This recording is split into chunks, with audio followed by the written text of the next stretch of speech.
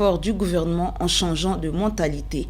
Autre chose à présent, les législatives 2012 demeurent d'actualité.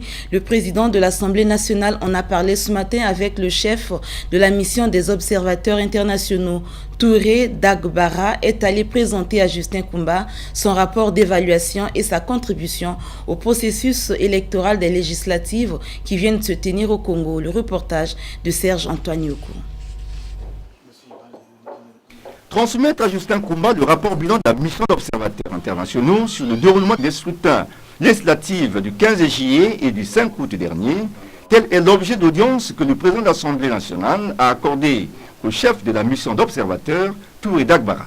Il en ressort, à en croire Touré Dagbara, que les scrutins législatifs du 15 juillet et du 5 août s'y sont déroulés sans incident majeur sur l'ensemble du territoire. Touré Dagbara à sa sortie d'audience. Tous les observateurs effectivement sont en train de rentrer, mais moi en tant que chef de mission avec effectivement 3 ou 4 éléments qui sommes l'équipe 4, nous allons rester là jusqu'avant la fin du mois pour être en mesure de faire un autre rapport qui sera le rapport global même de toute la dynamique et que nous allons remettre effectivement à la CONEL. Au sujet du taux d'abstention constaté, surtout au premier tour des législatives, Touré Dagbara parle plutôt d'une timidité observée au niveau des électeurs à Brazzaville, paradoxalement à l'Interland où un engouement a été observé. Ce n'est pas même un fort taux d'abstention, il faut dire que les électeurs, ça dépend effectivement des différentes contrées. Parce qu'à Brazzaville, on a vu que c'était timide, mais à l'intérieur du pays, il y avait quand même une participation appréciable. Et ça, il faut être en mesure de pouvoir le noter.